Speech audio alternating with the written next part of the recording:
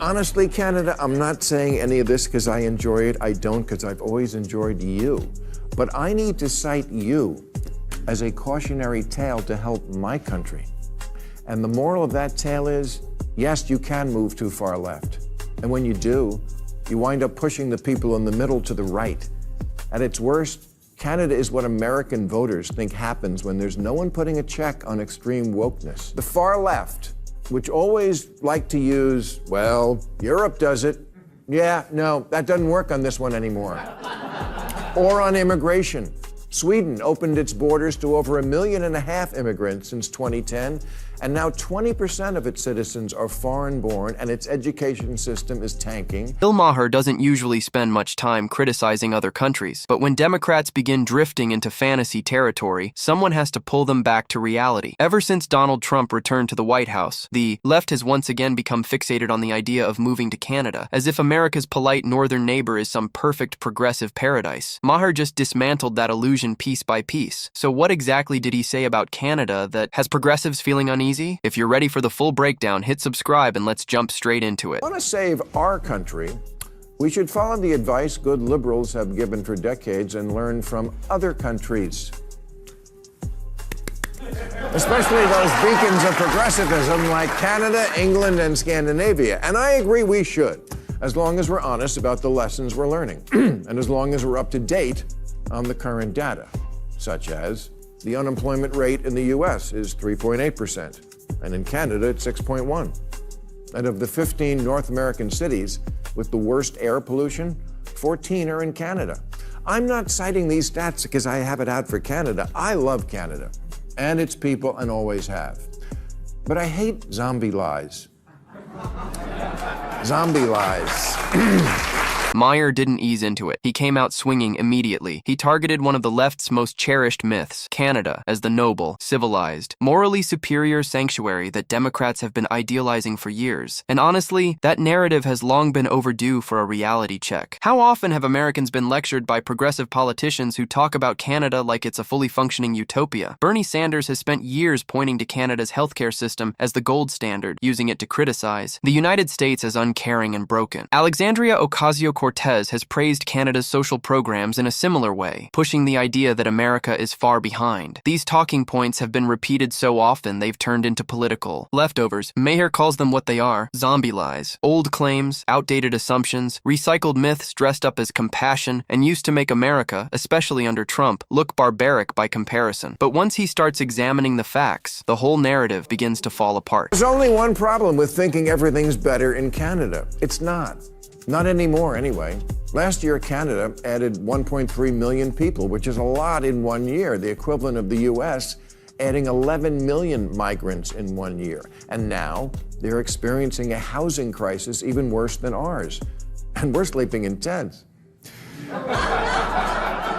The median price of a home here is $346,000. In Canada, converted to US dollars, it's $487,000. If Barbie moved to Winnipeg, she wouldn't be able to afford her dream house, and Ken would be working at Tim Hortons.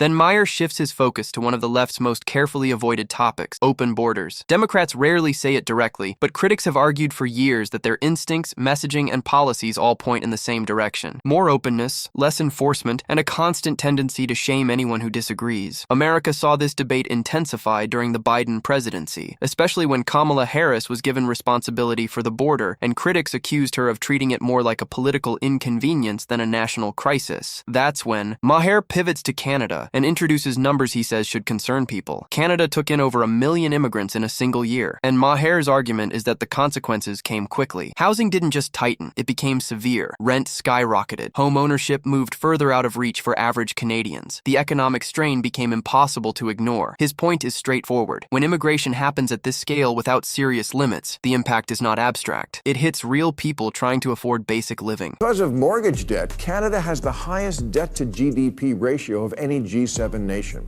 I don't know what that means, but it sounds bad. So does their vaunted healthcare system, which ranks dead last among high-income countries in access to primary health care and ability to see a doctor in a day or two. And it's not for lack of spending. Of the 30 countries with universal coverage, Canada spends over 13% of its economy on it, which is a lot of money for free health care. That leads Maher directly into another core progressive talking point: universal health care. Politicians like Bernie Sanders and even figures like New York City Mayor Zohran Mamdani never miss an opportunity to highlight Canada's healthcare system as the ultimate model of government success. Free healthcare, they say, as if the word free answers every important question. Maher isn't convinced. He points to the massive amounts Canada spends on healthcare every year and then delivers the key argument. Despite all that funding, he claims Canada still ranks poorly on important measures of access and quality compared to other developed nations. In some healthcare access categories, it even falls near the bottom among its peers. That's the part the left rarely emphasizes. Free does not automatically mean better. A zero price tag means very little if people still struggle to receive timely care and the system continues underperforming after consuming a large portion of the economy. I'm not saying Canada still isn't a great country. It is, but those aren't paradise numbers. If Canada was an apartment, the lead feature might be America adjacent.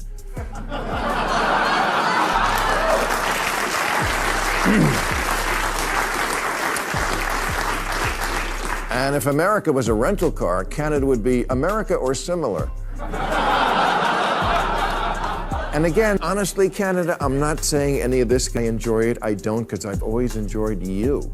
But I need to cite you as a cautionary tale to help my country. And the moral of that tale is, yes, you can move too far left. And when you do, you wind up pushing the people in the middle to the right. But Maher isn't done. Next, he steps into a topic that immediately puts the modern left on edge: wokeness. As if housing strain, immigration pressure, and healthcare concerns weren't already enough to challenge the Canada narrative, Maher argues there's another dimension that rarely gets highlighted. Canada hasn't just experimented with progressive ideology. In his view, it has fully embraced it. It has institutionalized it, rewarded it, and woven it deeply into both culture and government systems. This is no longer just about kindness or inclusion. Maher frames it as ideological overreach that has moved beyond moderation and into enforcement. And once he starts giving examples, the tension rises quickly. That's when the discussion becomes uncomfortable for those who built entire political identities around presenting Canada as a moral benchmark. They say in politics, liberals are the gas pedal and conservatives are the brakes. And I'm generally with the gas pedal, but not if we're driving off a cliff. On the trans issue, America is no ands, ifs, or buts about it, absolutely alone in the world now, an outlier country.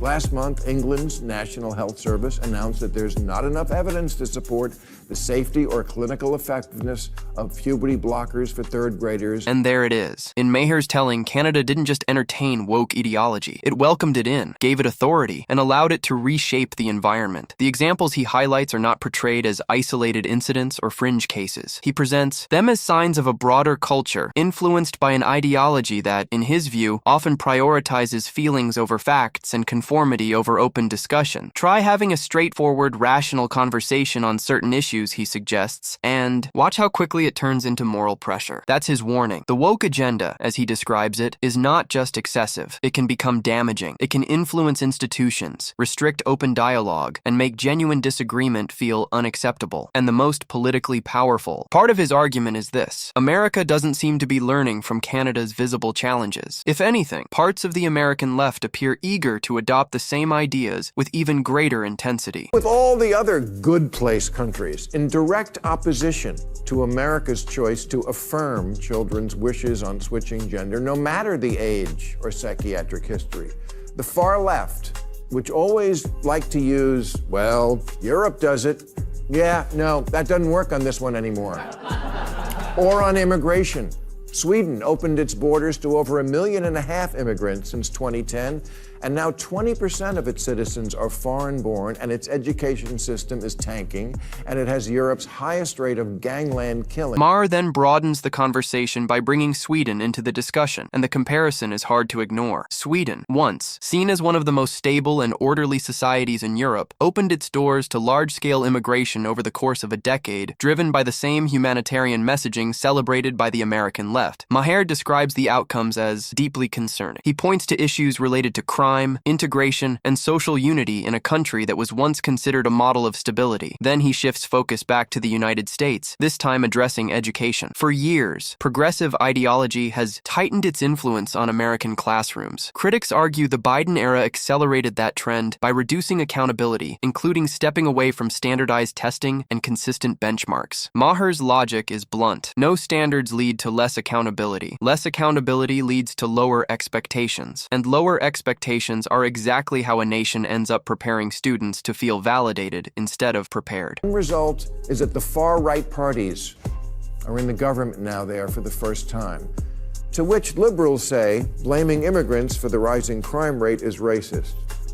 Yeah, but is it true? The key idea that people are somehow completely transformed the moment they step onto American or Canadian soil isn't compassion, it's fantasy. Culture, values, habits, and behavior develop over years, often decades, sometimes generations. They don't suddenly disappear at a border crossing just because a politician wants to sound morally elevated. Maher presents this as common sense, not extremism. His argument isn't that immigration is inherently negative. It's that immigration without screening, without limits, and without serious planning creates real challenges for real communities. Ignoring those realities doesn't make them go away. It only delays the consequences. From there, Maher turns cultural criticism into a political warning aimed directly at Democrats. Continue dismissing legitimate concerns as ignorance or prejudice. Continue assuming voters are too unaware to notice what's happening, and election losses will continue. The public has already begun sending that message clearly. In this experiment many times, and the results are always obvious. Here's capitalist South Korea at night from space. Here's socialist North Korea. Yeah. In 1990, Venezuela was wealthier than Poland. But then Poland, finally free of Soviet-style economics, went all in on capitalism. And now their economy is as big as Japan. And people there have high wages, low inflation, cars, vacations, homes. Meanwhile, Venezuela traded capitalism for Hugo Chavez's socialism for the 21st century, which turned out to be like socialism in the last century, or any century.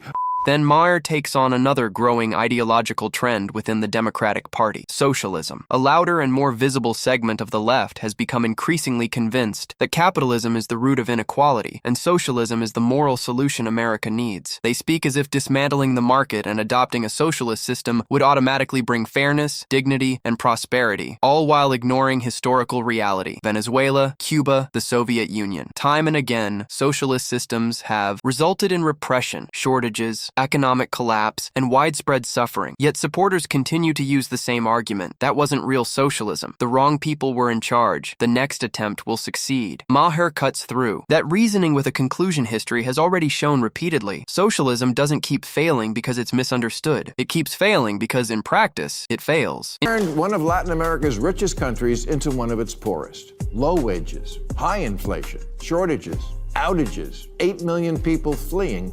If you think New York can somehow reinvent this wheel, you're in for a rude awakening. So there you have it. Bill Maher, someone the left has often considered one of its own, just did what many Democratic politicians avoid doing. He said the uncomfortable truth out loud. His broader argument is that Canada is not the progressive paradise it has been portrayed as. In several key areas, it looks less like a model and more like a warning. A housing crisis made worse by high immigration levels. A healthcare system constantly praised despite weak results and enormous costs. An education system influenced by ideology and reduced standards. A form of institutional wokeness that, in Maher's view, makes open discussion increasingly difficult. And if Democrats refuse to learn from these patterns, if they continue holding on to socialist ideals and border policies that voters no longer trust, then election results will continue delivering the same harsh outcome. Reality doesn't bend to ideology. It doesn't adjust to wishful thinking. And as Maher demonstrated, sometimes the strongest criticism comes from within. If you enjoyed this breakdown, hit like, subscribe, and share your thoughts in the comments. See you in the next one.